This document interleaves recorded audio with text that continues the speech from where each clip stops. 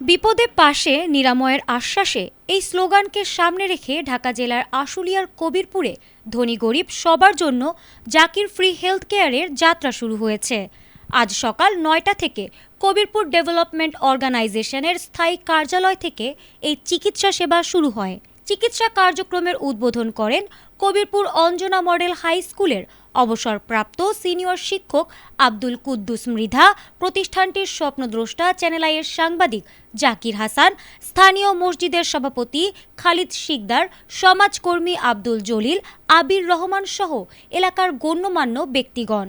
সবার জন্য চিকিৎসা সেবা নিশ্চিত করার লক্ষ্যে ওই অঞ্চলের প্রায় 7টি গ্রামের মানুষের জন্য এমবিবিএস ও বিশেষজ্ঞ ডাক্তারদের দ্বারা রোগী দেখে চিকিৎসা পত্র প্রদান করা হয়। স্থায়ীভাবে এ কার্যক্রম চলবে বলে জানান সমিতির নেতৃবৃন্দ।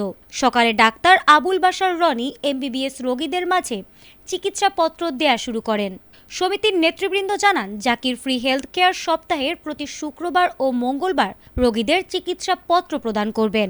রোগীরা জানান, বিনা পয়সায় এই চিকিৎসা পত্র পেয়ে তারা অত্যন্ত আনন্দিত ও নিরাপদ মনে করছেন এবং এই চিকিৎসা কেন্দ্রটি চালু করায় এলাকার মানুষের অর্থ ও সময়ের সাশ্রয় হয়েছে।